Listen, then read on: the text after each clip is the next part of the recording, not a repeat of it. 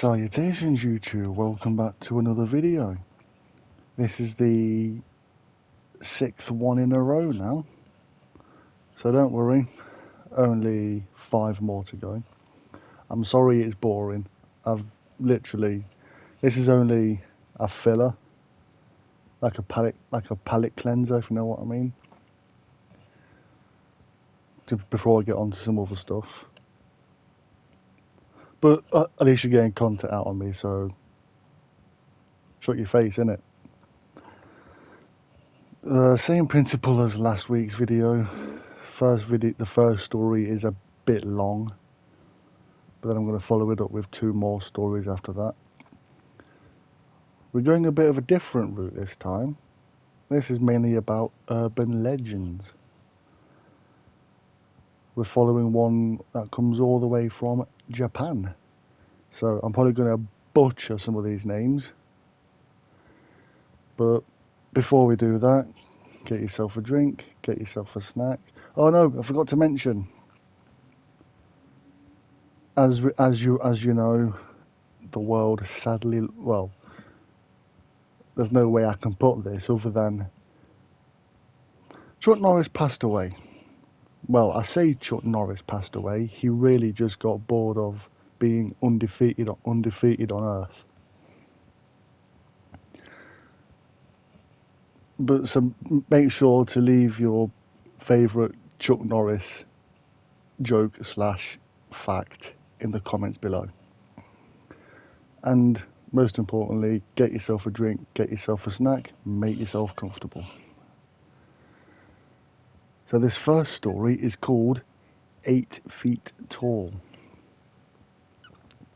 And it's written in the first person. My grandparents lived in Japan. Every summer, my parents would take me there on holiday to visit them. They lived in a small village and they had a big backyard. I loved to play there during the summer. When we arrived, my grandparents always welcomed me with open arms. I was their only grandchild, so they spoiled me. Grandparents are special, ain't they? The last time I saw them was the summer when I was 8 years old. As usual, my parents booked a flight to Japan and we drove from the airport to my grandparents' house. They were delighted to see me and had a lot of little presents to give me. My parents wanted to have some time by themselves. Hey up! So after a few days, they took a trip to another part of Japan, leaving me in the care of my grandma and grandpa. One day I was playing out in the backyard. My grandparents were inside the house. It was a hot summer's day and I lay down on the grass to rest. As I stared up at the clouds and enjoyed the feeling of the soft rays of sun and the gentle breeze. Just as I was about to get up, I heard a strange sound.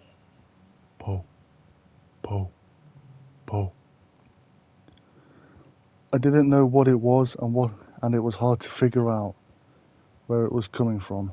It sounded almost like somebody was making the noise themselves, as if they were just saying po, po, po over and over again in a deep masculine voice. I was looking around, searching for the source of the noise, when suddenly I noticed something on top of the tall hedges that enclosed the backyard. It was a straw hat. It wasn't resting on the hedge. It was behind it. That's where the sound was coming from. Then the hat began to move, as if someone was wearing it. The hat stopped at a small gap in the hedge and I could see a face peering through. It was a woman.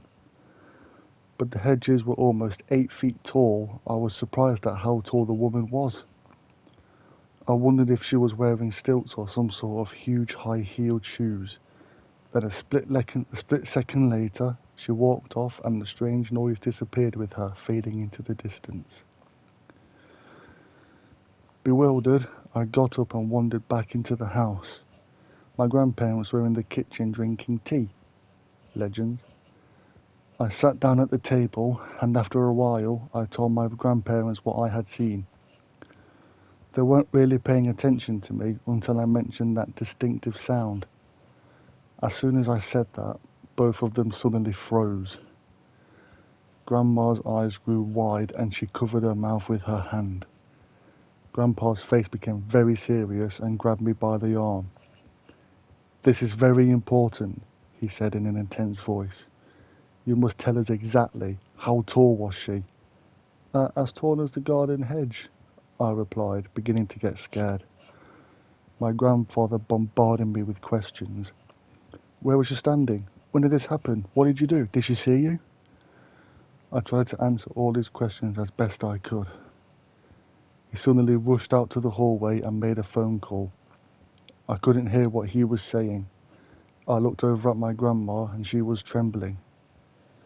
Grandpa came back barging into the room and spoke to my grandmother. "I've got to go out for a while," he said. "You stay here with the child." "Oh, that's nice. Just refer to your grandkid as the child." "Don't take your eyes off him for a second." "What's going on, Grandpa?" I cried. He looked at me with a sad expression in his eyes and said, "You have been liked by Hachishaku-sama." With that, he hurried out, got into his truck and drove off. I turned to my grandmother and cautiously asked, "Who's Hachishaku-sama?" Don't worry," Grandma replied in a shaking voice. "Grandpa will do something. There's no need for you to worry." As we sat nervously in the kitchen waiting for my grandfather to come back, she explained what was happening. She told me there was a dangerous thing that was haunting the area. They called it Hachishaku-sama because of its height. For context, in Japanese, Hachishaku-sama means 8 feet tall. It takes on the appearance of an extremely tall woman and makes a po, po sound in a deep male voice. It appears slightly differently depending on who sees it. Some say it looks like a haggard old woman in a kimono, and others say it is a girl in a white funeral shroud. One thing that never changes is the height and the sound it makes. A long time ago, it was captured by monks and they managed to confine it in a ruined building on the outskirts of the village. They trapped it using 4 small religious statues that they placed at the north, east, south and west corners of the ruins, and that it wasn't supposed to be able to move from there. Somehow, it managed to escape. The last time it appeared was 15 years ago. My grandmother said that anyone who saw Hachishaku-sama was destined to die within a few days. It all sounded so crazy, I wasn't sure what to believe. When Grandpa came back, there was an old woman with him. She introduced herself as Kei-san and handed me a small crumpled piece of parchment saying, "Here, take this and hold it." Then she and Grandpa went upstairs to do something. I was left alone in the kitchen with my grandmother again. I needed to go to the toilet. Granny followed me to the bathroom and wouldn't let me shut the door. I was beginning to get really frightened by all this. After a while, Grandpa and Kei-san took me upstairs and brought me into my bedroom. The windows were covered in newspaper and lots of ancient runes had been written on them. There were small bowls of salt in all 4 corners of the room and a small Buddha figure placed at the center of the room and on top of a wooden box. There was also a bright blue bucket. "What's the bucket for?" I asked. "To use the bathroom," Grandpa replied. Kei-san sat me down on the bed and said, "Soon the sun will be setting, so listen carefully. You must stay in this room until tomorrow morning. You must not come out under any circumstances until 7 o'clock tomorrow morning. Your grandmother and your grandfather will not speak to you or call you until then. Remember, do not leave the room for any reason until then. I will let your parents know what's going on." She spoke in such a grave tone that all I could do was quietly nod my head. "You have to follow Kei-san's instructions to the letter," Grandpa told me. I just got a shiver down my spine. That's not like me. "Never let go of the parchment she gave you. If anything happens, pray to Buddha and make sure you lock this door when we leave." They walked out into the hallway, and after saying goodbye to them, I closed the bedroom door and locked it. I turned on the TV and tried to watch, but I was so nervous I felt sick to my stomach. Grandma had left some snacks and rice balls for me, but I couldn't eat them. I felt like I was in prison and I was very depressed and scared. I lay down on the bed and waited. Before I knew it, I was asleep. When I woke up, it was just after 1 a.m. All of a sudden, I realised that something was tapping on the window. I felt the blood draining from my face and my heart skipped a beat. I desperately tried to calm myself down, telling myself it was just the wind playing tricks on me or maybe the branches of a tree. I turned up the volume on the TV to drown out the tapping noise. Eventually, it stopped altogether. That was when I heard Grandpa calling me. "Are you okay in there?" he asked. "If you're scared, you don't have to stay in there all alone. I can come in and keep you company." I smiled and rushed over to open the door, but then I stopped in my tracks. I had goosebumps all over my body. I've got goosebumps all over my body now, and I'm only fucking reading it. It sounded like Grandpa's voice, but somehow it was different. I couldn't tell what it was, but I just knew. What are you doing?" Grandpa asked. "You can open the door now." I glanced to my left and a chill ran down my spine. The salt in the bowls was slowly turning black. I backed away from the door. My whole body was trembling with fear. I fell to my knees in front of the Buddha statue and clutched the piece of parchment tightly in my hand. I started desperately praying for help. "Please save me from Hachishaku-sama," I wailed. Then I heard a voice outside the door saying, "Po, po, po." The tapping on the window started up again. I was overcome by fear and crouched there in front of the statue, half crying and half praying for the rest of the night. I felt like it would never end, but eventually it was morning. The salt in all 4 bowls was pitch black. I checked my watch. It was 7:30 a.m. I cautiously opened the door. Grandma and Kei-san were standing outside waiting for me. When she saw my face, Grandma burst into tears. "I'm so glad you're still alive," she said. I went downstairs and was surprised to see my father and mother sitting in the kitchen. Grandpa came in and said, "Hurry up, we've got to get going." We went to the front door and there was a large black van waiting in the driveway.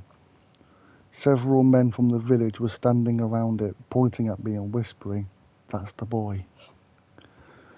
The van was a 9-seater and they put me in the middle, surrounded by 8 men. Kei-san was in the driver's seat. The man on my left looked down at me and said, "You've got yourself in quite a spot of trouble. I know you're probably worried. Just keep your head down and your eyes shut. We can't see it, but you can. Don't open your eyes until we've got you safely out of here." Grandpa drove in front and my dad's car was following behind. When everyone was ready, our little convoy started moving. We were going fairly slow, around 20 miles per hour or maybe less. After a while, Kei-san said, "This is where it gets hard," and started muttering a prayer under her breath. That was when I heard the distinctive voice. Po, po, po. I clutched the parchment Kei-san had given me tightly in my hand. I kept my head down, but I peeked outside. I saw a white dress fluttering in the breeze. It was moving along with the van. It was Hachishaku-sama. She was outside the window, but she was keeping pace with us. Then suddenly she bent down and peered into the van. "No," I gasped. The man beside me shouted, "Close your eyes." I immediately shut my eyes as hard as I could and tightened my grip on the piece of parchment. Then the tapping began. The voice became louder. There was tapping on the windows all around us. All the men in the van were startled and on edge, muttering nervously to themselves. They couldn't see her, they couldn't hear her, but they could hear the tapping on the windows. Kason started praying louder and louder until she was almost shouting. The tension inside the van was unbearable. After a while, the tapping stopped and the voice disappeared. Kason looked back at us and said, "I think we're safe now." All of the men around me breathed a sigh of relief. The man pulled over to the side of the road and the men got out. They transferred me into my dad's car. My mother held me close and tears were running down her cheeks. Grandpa and my father bowed to the men and they went on their way. Kay-san came to the window and asked me to show her the piece of parchment she had given me. When I opened my hand, I saw that it had gone completely black. "I think you will be okay now," she said, "but just to be sure, hold on to this for a while." She handed me a new piece of parchment. After that, we drove straight to the airport and my grandpa saw us safely on the plane.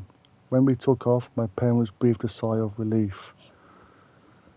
My father told me he had heard about 8 feet tall before. Years ago, his friend had been liked by her. The boy disappeared and was never seen again. My father said there were other people who had been liked by her and lived to tell about it. They all had to leave Japan and settle down in foreign countries. They were never able to go back to their homeland. She always chooses children as her victims. They say, well, so we're safe then. They say it's because children are dependent on their parents and family members. This makes them easier to deceive when she poses as their relatives. He said the men in the van were all blood relatives of mine and that's why they had been sitting all around me and why my father and grandpa had been driving in the front and in back. It was all done to try and confuse Hachisha Kusama. It took a while to contact everyone and get them all together, so that was why I had to be confined in a room all night. He told me that one of the little statues, the ones that were meant to keep her trapped, had been broken and that's how she escaped. It gave me the chills. I was glad when we finally got back home. All of this happened more than 10 years ago. I haven't seen my grandparents since then. I haven't been able to so much as set foot in the country. Afterwards, I would call them every few weeks and talk to them on the phone. Over the years, I tried to convince myself that it was just an urban legend, which it is, that everything that happened was just some elaborate prank. But sometimes I'm not so sure. My grandfather died 2 years ago when he was sick. He wouldn't allow me to visit him, and he left strict instructions in his will that I was not allowed to attend his funeral. It was all very sad. This creature had forbade me from saying goodbye to my grandfather. My grandmother called me a few days ago. She said that she has been diagnosed with cancer. She missed me terribly and wanted to see me one last time before she died. "Are you sure, Grandma?" I asked. "Is it safe?" "It's been 10 years, sweetie," she said. "All that happened a long time ago. It's all forgotten. But you're all grown up now. I'm sure there won't be a problem." But what about Hachisha Kusama?" I said. For a moment, there was a silence on the other end of the phone. Then I heard a deep masculine voice. "Po, po, po." And that's the end of that story. Sorry it took so long. I have got chills and I think I need to cry. Nah, that was good. It's amazing what you can find on the No Sleep subreddit. That's where I get all my stories from, by the way. So, well, I say all my stories. That's where I get all the stories for my videos. Because they're not my stories. That story really seems to be the doings of a fictional writer. Oh, my fucking thing just glitched out then.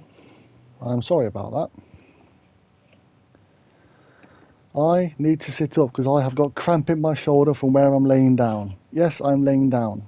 I'm entitled to be comfy while I'm talking to you people. Let me know what you thought of that story. I am interested to hear your thoughts. We will get on to the second story now. It's popular slash unpopular one.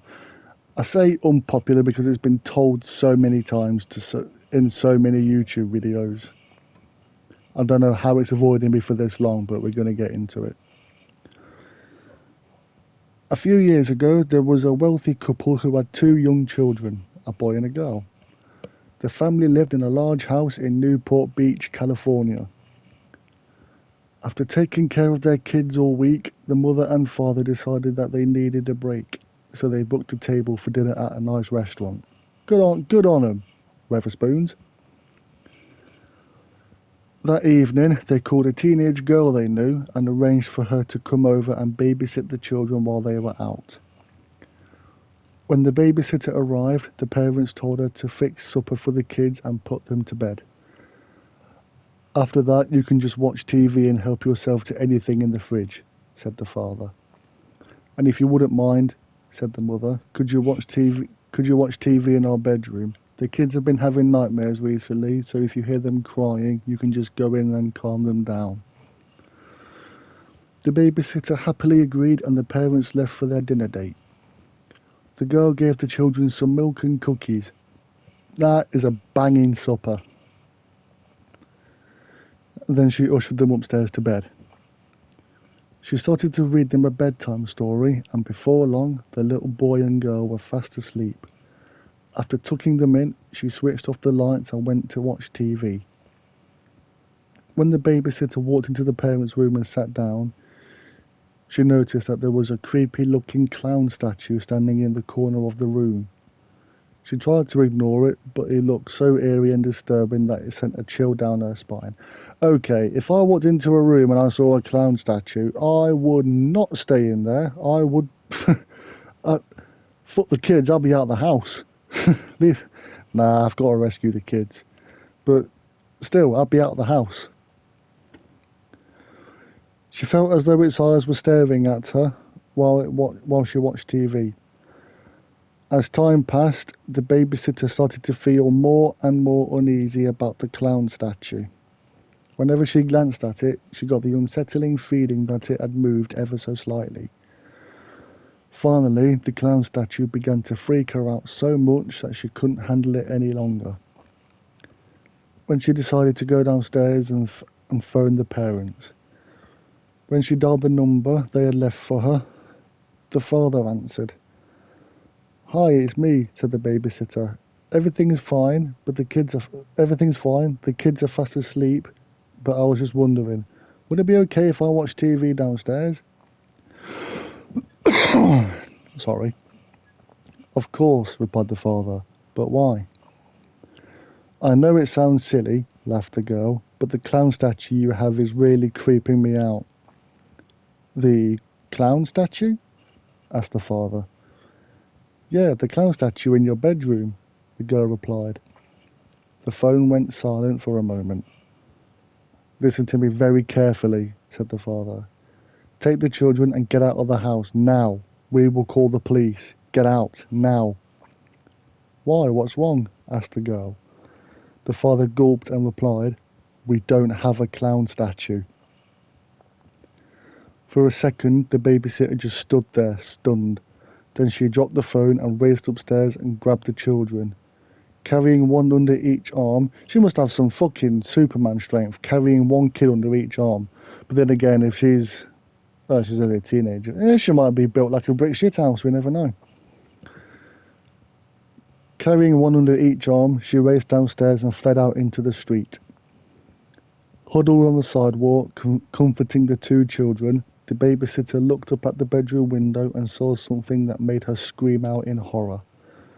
Peeking through a gap in the curtains was the white painted face of a clown. It stared at her for a moment, then sank back into the darkness. Within minutes, police arrived and cautiously entered the house.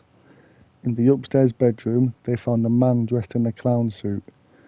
When they arrested him, they found a knife concealed in his costume. The clown turned out to be a mentally disturbed midget. Can we call them midgets? Well, I know. What's the correct term for them? Dwarf? Little person?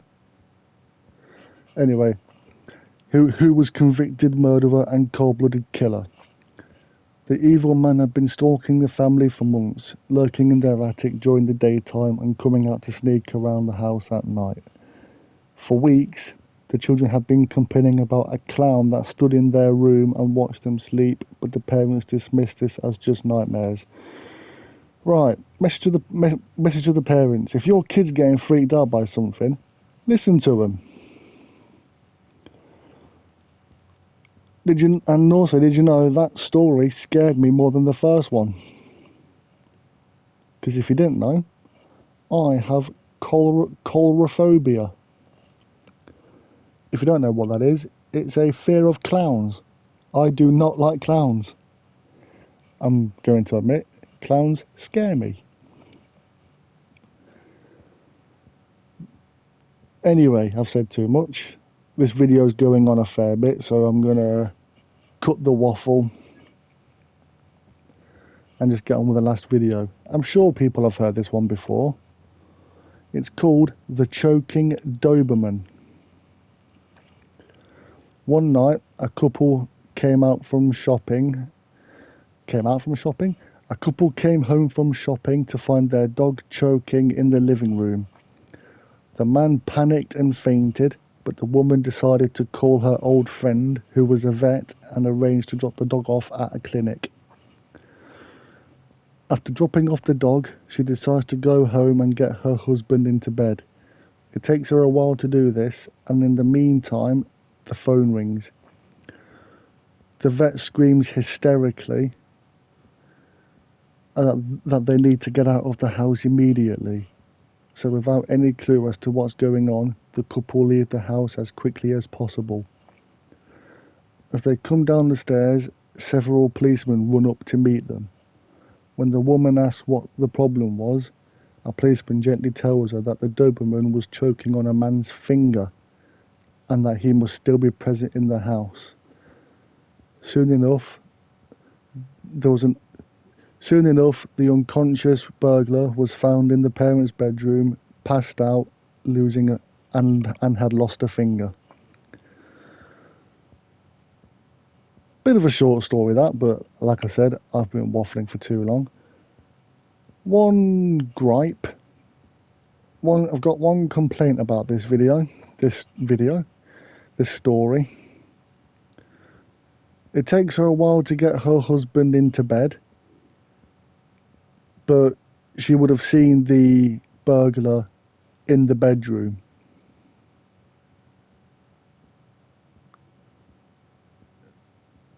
I'll let you think about that one. But kudos to the dog, risking its life to save its owners. Dogs are the best, aren't they? But yeah, that's going to do it for this week's video. I'm sorry if I sounded half-arsed. I am tired. I've had a long Friday and Saturday, which obviously it's Saturday today. So yeah, a busy couple of days. So I apologise if I sound half-arsed. I'm just tired, and I'm still getting over the rest of this cold. But I will be back next week with another Scary Stories video. Unless you want me to stop and I'll do something different. Let me know what you think. But until next time, that's going to do it. So please like, subscribe to the channel, share the video with your friends. And until next time, peace.